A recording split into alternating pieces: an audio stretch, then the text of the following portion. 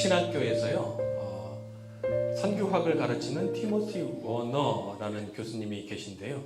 트리티 신학교 우리 조셉 형제가 공부했던 신학교 거기서 이제 영적 전투라는 책이 있습니다. 근데 이 책에서 이런 얘기가 나와요. 초대교회 성도들이 예수님을 믿겠다라고 하면 이제 침례식 세례식을 할 때에 그 전에 먼저 예수 그리스도께 충성하는 서약을 했다라고 그래요. 근데 그게 좀 특이한 게 서쪽을 향해서는 나는 사탄을 대적합니다 라고 선포를 하고, 동쪽을 향해서는 나는 예수 그리스도께 이제 충성할 것입니다 라고 이렇게 다짐을 한 후에 예식이 진행되었다라고 얘기를 하고 있습니다.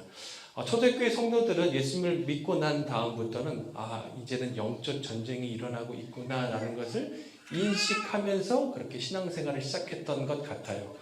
오늘은 사도 바울께서 에베소서 6장 10절부터 13절까지 말씀을 통해서 영적 전쟁에 대해서 말하고 있습니다. 우리에게 좀 낯선 얘기들이 많이 나와요. 이렇게 마귀, 귀신, 영적 전쟁 설명을 하고 있습니다. 여러분 영적 전쟁하면 여러분 어떤 생각이 좀 드세요? 영화나 웹툰이나 게임에서 다루는 어떤 판타지 같은 그런 좀 느낌이 많이 듭니다. 누구든지 영적 존재는 어떤 사람들은 좀 별것 아니야 라고 생각하는 사람이 있을 수도 있고, 또 누군가는 어떤 영적 존재에 대해서 굉장히 좀 지나치게 몰두하는 경우도 있을지 모르겠습니다.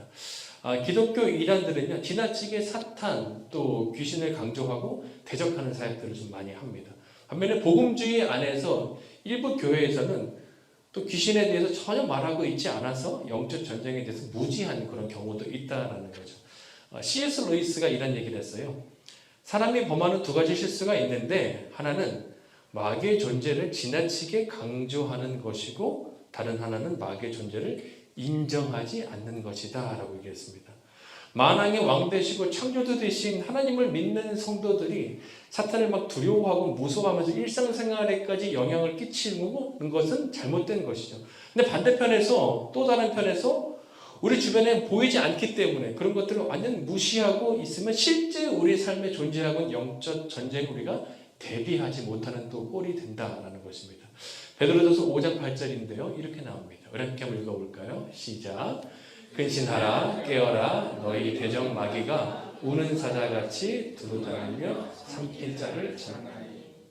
영적 전쟁은 판타지 소설에서만 일어나는 것이 아니라 지금 2023년에도 일어나고 있다라는 것이죠. 이런 상황을 윌리엄 거널은요 그의 책 그리스도 전신갑주에서 이렇게 설명을 해요. 영적 전쟁은 세상의 육탄전 전쟁보다 훨씬 더 피비린내 나는 전쟁이다. 지금 우크라이나, 러시아 엄청 끔찍한 전쟁을 하고 있잖아요. 뉴스를 보게 되면 얼마나 많은 군인 청년들이 죽어가고 있는지 모르겠습니다. 뿐만 아니라 많은 사람들이 죽고 끔찍한 전쟁의 실제를 우리가 뉴스를 통해서 접하고 있습니다. 그런데 영적 전쟁은 이거와 비교할 수 없을 만큼 더 치열하게 지금도 일어나고 있다라는 것이에요. 눈에 보이지 않는 영적 전쟁이지만 이 전쟁이 우리의 실제 삶에 영향을 미치고 있는 전쟁이다라는 것입니다. 영적 전쟁터는 어디일까요? 전쟁터는 에베소서 우리 문맥을 통해서 살펴봤으면 좋겠는데요. 영적 전쟁이 기록된 것이 바로 에베소 오늘 6장입니다. 6장인데요. 그 전장 에베소서 5장을 보게 되면 우리의 삶의 현장에 대해서 쭉 얘기를 나오고 있어요. 크게는 이제 가정과 사회에 대해서 얘기를 합니다. 가정에서 어떤 얘기를 하느냐, 남편과 아내 관계에 대해서 얘기를 하는 거예요. 또 부모와 자녀와의 관계를 얘기를 합니다. 그래서 사회에서는 비즈니스 오너와 직원과의 관계에 대해서 얘기를 하는 게 5장에서 쭉 얘기를 합니다. 그리고 6장에서 영적 전쟁에 대해서 말씀하고 있는 거예요. 왜 가정생활과 사회생활을 언급한 후에 영적 전쟁을 설명한 이유가 뭐냐면, 우리의 영적 전쟁이 뭐 고스트바스트처럼 청소기 메고 이렇게 공동묘지가 뭐 이렇게 귀신 빨아들이는 그런 곳이 영적 전쟁터가 아니라 우리의 실제적인 삶이 영적 전쟁터라는 것이죠. 우리의 가정이 그렇고요, 우리의 사회가 그렇다라는 것입니다. 우리 직장에서가 그렇고, 우리 학교에서 그렇고, 비즈니스가 그렇고, 우리 모든 관계 속에서 영적 전쟁이 계속해서 일어난다라는 거예요. 사탄은 가정에서요 부부 관계를 멀리하게 만듭니다. 부모와 자녀 관계도 멀어지게 만들어요. 사탄은 직장에서요 직원이 오너를 신뢰하지 못하게 만들고요, 또 비즈니스에서 직원과의 관계를 또 멀어지게 만듭니다. 그래서 우리는 아름다운 부부 관계, 또 아름다운 부모와 자녀 관계, 아름다운 직장 생활, 아름다운 비즈니스를 이루기 위해서 반드시 하나님이 원하시는 전신갑주를 입고 영적 전쟁에서 승리해야 한다라는 것입니다. 그렇다면 우리가 어떻게 내 삶에 실존하는 이 영적 전쟁에서 승리할 수 있을까? 우리가 좀 두 가지를 살펴봤으면 좋겠는데요. 첫 번째는 주 안에서 강건해야 한다는 것입니다. 주 안에서 강건해야 한다. 10절 말씀인데요. 이렇게 읽어보겠습니다. 시작. 끝으로 너희가 주 안에서와 그의 힘의 능력으로 강건하여 끝으로라는 것은 에베소서 전체를 마무리하는 시점이에요. 결론에 해당되는 부분이죠. 그렇기 때문에 바울은 지금 굉장히 중요한 얘기를 하고 있는 것입니다. 바울이 뭐라고 그러냐? 강건해라 라고 말하고 있는 것입니다. 사도 바울이 에베소 교회에 전하는 말씀인 동시에 하나님께서 오늘 우리에게 주시는 말씀이에요. 강건하라고. 오늘 생일을 맞은 예언자매 강건하십시오. 그리고 우리 모두 다 강건하십시오. 강건하기를 소망합니다. 우리 옆 사람에게 한번 이렇게 인사할까요? 2023년 강건하십시오. 한번 인사 나누십시오. 2023년에는요 강건하십시오. 강건하십시오. 하나님이 생각하시는 하나님의 자녀의 모습은 뭐냐면요 강건한 모습입니다. 강건한 그리스도인이 되는 것입니다. 특히 여기서 강건하다라는 것은요 수동태 명령형이에요. 그러니까 내가 능동적으로 강건해지기 위해서 내 실력과 내 능력으로 강건해지는 것이 아니라 외부에서 들어오는 힘을 통해서 내가 수동적으로 강건해진다라는 것입니다. 바울은 10절에서 이렇게 말합니다. 주 안에서와 그 힘의 능력으로 강건해지는 것이다 라고 말하고 있습니다. 그의 힘과 능력을 받기 위해서 가장 먼저 선행되어야 되는 것이 무엇이냐? 그것은 바로 주 안으로 우리가 들어가는 것입니다. 주 안으로 들어가는 것입니다. 예수님을 우리의 주님으로 인정하고 믿을 때 자연스럽게 주님으로부터 우리의 힘과 능력을 공급받게 되어 있습니다. 그래서 우리가 일차적으로 하는 것은 우리 예수님을 우리가 주님으로 믿는 것입니다. 헌화식 때 우리가 들은 노래 중에 요게벳의 노래 혹시 기억나시나요? 바로 왕이요 히브리 영아들을 다 죽이라는 명령을 내렸죠. 근데 모세의 어머니 요게벳은요 아기 모세를 3개월 동안 숨겨서 키우는데 아기 목소리가 너무 이제 울음소리가 커지니까 더 이상 숨길 수가 없었습니다. 그래서 갈대 상자에 넣어서 보내죠. 갈대 상자 히브리 원어가요 테바인데요. 이것은 노아 홍수 사건 때 큰 방주 있잖아요. 그것도 테바라고 그럽니다. 아니 노아의 홍수 방주는 어마어마해서 모든 동물들이 다 들어간 그런 어마어마한 방주인데요. 또 작은 갈대 상자, 깐난하게 한 명 들어간 그 갈대 상자도 똑같이 테바라고 부른다는 것이죠. 테바가 무엇이냐? 테바는 바로 동력 장치가 없는 배를 바로 테바라고 합니다. 그러니까 제어 시스템이 없는 거예요.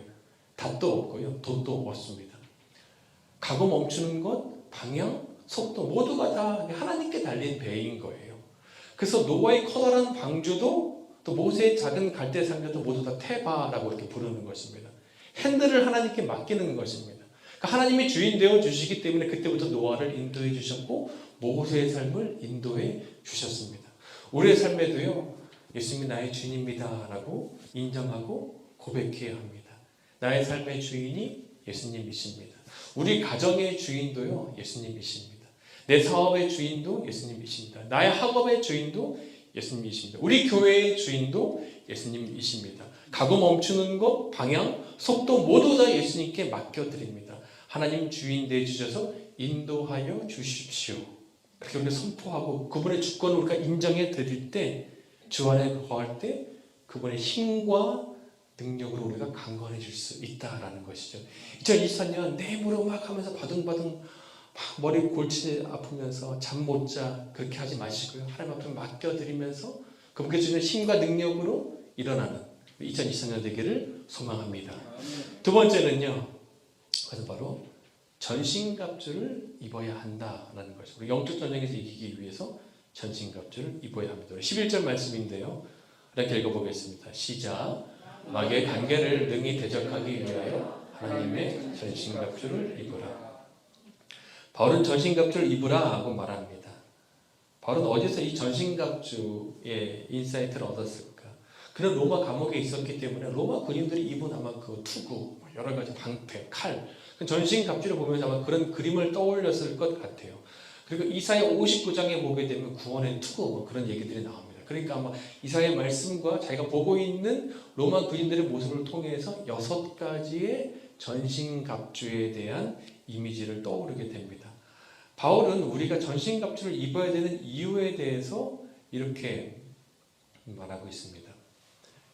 그것은 바로 사탄의 관계를 능히 대적할 수 있다.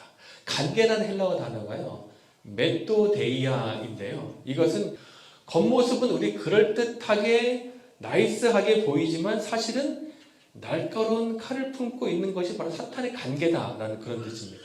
그래서 이 사탄의 관계를 이기기 위해서 바울은 12절에서 이렇게 말하죠. 바로 우리의 씨름은이라고 얘기를 하는 거예요. 우리의 씨름은이라는 게 이중적인 의미인데요. 첫 번째 우리라고 얘기했잖아요. 우리라는 것은 우리가 함께 싸워야 한다라는 거예요. 영적 전쟁은요, 나 혼자 이길 수 없어요. 우리 가정에서 어떤 문제가 있거나 직장에서 어떤 문제가 있거나 사업하면서 어떤 문제가 있거나 여러 가지 영적 전쟁들이 있을 때 나 혼자 그걸 이기려고 하는 것이 아니라 우리가 스몰 그룹에서 함께 얘기도 나누면서 함께 기도를 받으면서 우리가 함께 싸워가는 것이죠. 그렇지만 또 뭐라고 말해요? 씨름이라는 단어가요, 펠레인데 이것은 레슬링입니다. 레슬링은 1대1 싸움이잖아요. 그러니까 이것은 같이 하는 싸움인 듯이 한 명도 빠짐없이 나의 삶의 터전에서 우리가 함께 싸워야 되는 또 1대1의 싸움이다라는 뜻입니다. 이것을 이렇게 표현했어요. 데이비드 포스터가 진짜 내 인생이 있다라는 책에서 이런 얘기가 나옵니다. 1981년 1월 22일 로널드 레이건 대통령이 취임 연설에서 알링턴 국립묘지에 있는 비석에 대해서 얘기를 합니다. 그 많은 비석 가운데 한 비석 아래에 마틴 트레토라는 젊은이가 잠들어 있는데, 그는 1917년에 고향 마을에서 하던 바버샵을 그만두고 프랑스에 주둔하고 있는 레인보우 사단에 합류합니다. 그리고 프랑스 서부 전부에서 타 대대로 메시지를 전하는 과정 중에 적의 집중포화를 받고 숨졌습니다. 그의 시신에서는요, 이제 일기장이 하나 발견됐는데 그 일기장 첫머리에 나의 맹세라고 써있는 글이 있었습니다. 이렇게 써 있었습니다. 미국은 반드시 이 전쟁에서 승리할 것이다. 그러면 나는 싸울 것이고 생명을 구할 것이고 희생할 것이고 견뎌낼 것이며 전쟁이 나 한 사람에게 달려있는 것처럼 최선을 다할 것이다. 이것이 바로 영적 전쟁입니다. 영적 전쟁은 우리가 다 함께 하는 싸움인 동시에 이것이 나 하나에게만 달려있는 것처럼 우리가 1대1로 싸우는 것이죠. 가정과 일터를 무너뜨리려는 사탄에 대항해서 우리는 아름다운 가정, 아름다운 일터를 지키기 위해서 영적 전쟁을 함께 싸우는 동시에 이 싸움이 나 한 사람에게 달려있는 것처럼 최선을 다해서 우리가 싸워야 한다라는 것이죠. 그다음 우리의 영적 싸움의 대상은 누구일까? 아내입니까? 아니면 남편입니까? 아니면 자녀입니까? 아니면 오너입니까? 아니면 직원입니까? 12절에서 이렇게 나오네요. 12절 한번 읽어보겠습니다. 시작. 우리의 씨름은 혈과 육을 상대하는 것이 아니요 통치자들과 권세들과 이 어둠의 세상 주관자들과 하늘에 있는 악의 영들을 상대합니다. 여기서요, 통치자들, 권세자들, 세상 주관자들은 정치인들 말하는 것이 아닙니다. 그 앞에 나오잖아요. 우리의 씨름은 혈과 육을 상대하는 것이니까 이 몸을 가진 존재가 아니다라는 거예요. 그러니까 뒤에 있는 통치자들, 권세자들, 이 어둠의 세상 주관자들은 학자들이 말할 때 이것은 타락한 천사들, 사탄을 쫓는 귀신들, 이렇게 영적 어두운 영적 존재들을 이렇게 말한다라고 얘기를 합니다. 우리의 싸움은 바로 이 어둠의 영적 존재들입니다. 전쟁을 할 때 가장 중요한 게 무언가요? 훈련된 병사도 물론 필요하겠죠. 또 강력한 무기도 필요하겠죠.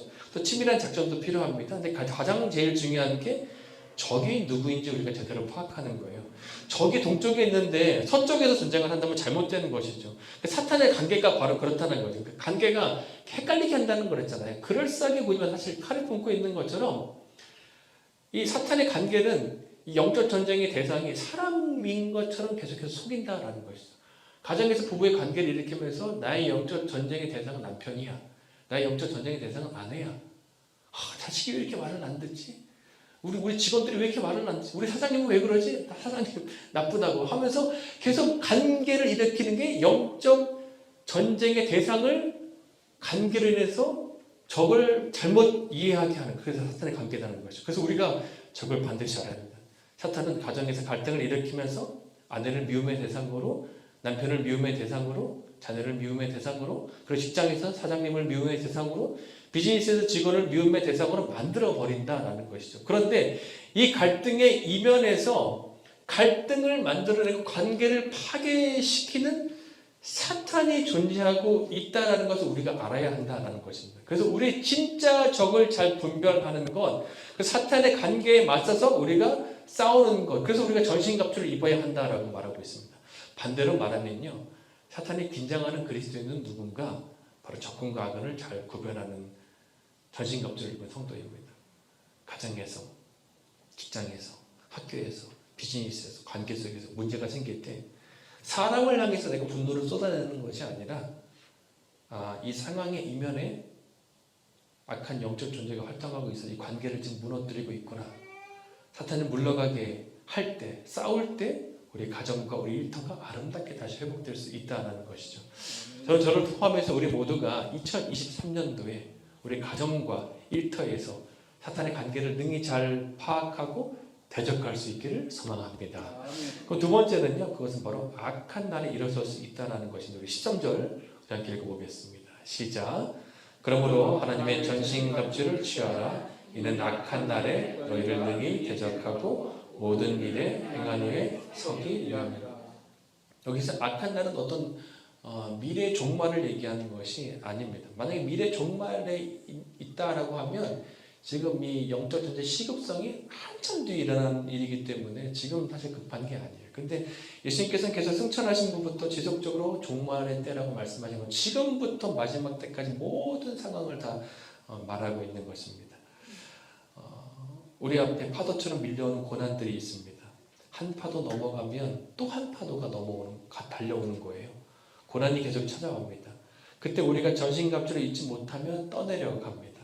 그러나 우리가 전신갑주를 입으면 악한 날에 뭐라고 말합니까? 설 수 있다. 서 있을 수 있다라고 말합니다. 사랑하는 여러분, 휩쓸리지 않기 위해서 주 안에서 끝까지 서 있을 수 있는 저와 우리 모두가 되기를 소망합니다.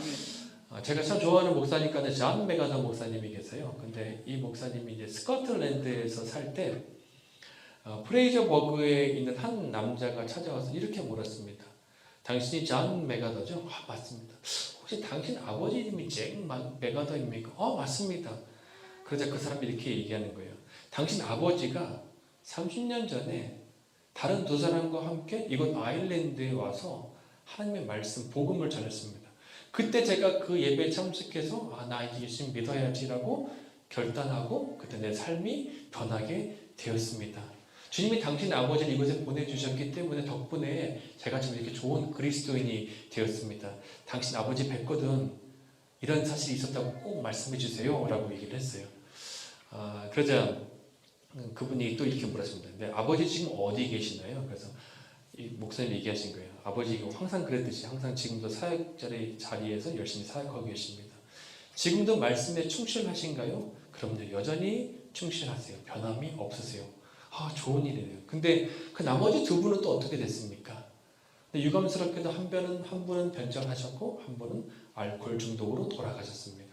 세 사람이 아일랜드에서 복음을 전하셨는데 30년 후에 먼지를 걷어보니까 그 중에 오직 한 사람은 계속 서 있을 수 있었다라는 것이죠. 저를 포함해서 우리 모두가 하나님의 부르시는 그 날까지 주님 앞에서 계속해서 서 있을 수 있기를, 이 자리를 지킬 수 있기를 바랍니다. 2024년이 시작됐습니다. 어렵다는 뉴스들이 계속해서 나오고 있어요. 곳곳에서 올해는 쉽지 않을 겁니다. 경제도 쉽지 않을 것입니다는 한 해의 뉴스가 계속해서 나오고 있습니다. 그래서 우리에게 어쩌면 이 하나님의 전신갑주 메시지가 어느 때보다 더 필요한 순간일지 모르겠습니다. 앞으로 저희는 6주에 걸쳐서 하나님의 전신갑주를 하나하나 배울 것입니다. 진리의 허리띠, 의의 호심경, 평화의 복음의 신, 믿음의 방패, 구원의 투구, 성령의 검 하나하나 배울 때마다 그것을 우리에게 장착함으로써 2023년 연적 전쟁터인 가정과 또 우리의 일터에서 승리할 수 있는, 그래서 아름다운 가정을 또 만들어내고 아름다운 일터를 만들어낼 수 있는 저와 우리 모두가 되기를 소망합니다.